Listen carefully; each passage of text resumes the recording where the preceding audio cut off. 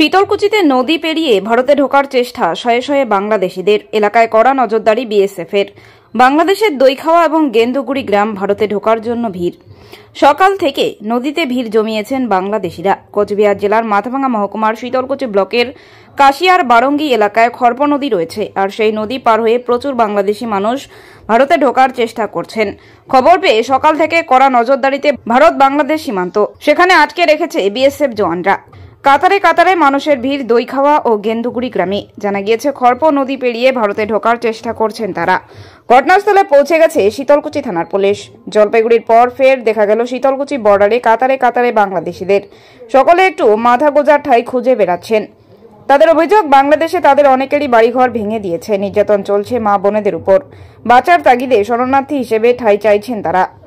কিন্তু বিএসএফ এর কড়া নিরাপত্তায় একজনও বাংলাদেশি ভারতে প্রবেশ করতে পারেনি। সীমান্তবর্তী এলাকাগুলি 163 নং ধারা জারি করেছে। সন্ধ্যা 6টা থেকে ভোর 6টা পর্যন্ত বাইরে কেউ বেরোতে পারবে না। 1 কিলোমিটারের মধ্যে সন্ধ্যা 6টার পর কেউ পণ্য নিয়ে হাঁটাহাঁটি করতে পারবে না। সীমান্তের 1 কিলোমিটার পর্যন্ত কেউ গরু ছাগল নিয়ে আসতে পারবে না। 1 কিলোমিটারের মধ্যে 4 জনের বেশি একসঙ্গে থাকতে পারবে না।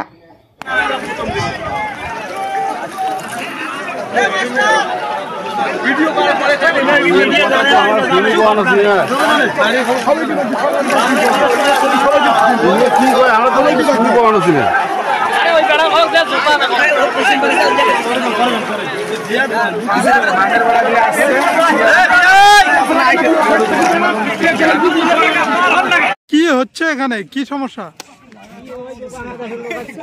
বাংলাদেশের লোক মানে কোথায় আসছে? বর্ডারের ওই পারে। কতগুলো লোক হবে? 8-10,000 হবে না? কেন আসতেছেন জানেন কি? না। আচ্ছা, ওই বাংলাদেশের ঘটনার পরিপ্রেক্ষিতে ওরা আসছে। কি ঘটনা? আচ্ছা, এই জায়গাটার নাম কি? এই জায়গাটার নাম হল জাগনিহাটি। আচ্ছা, কোন গ্রাম পঞ্চায়েত?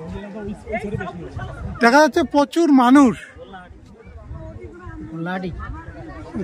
পঞ্চায়েত কায়াডি। আপনার নাম? আপনার নাম?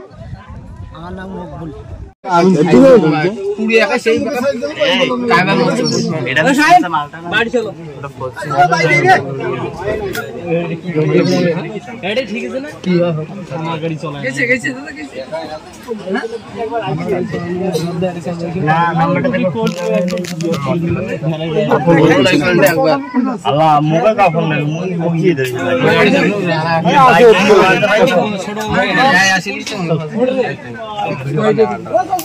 দাদা 75 টাকা দিলে হবে না?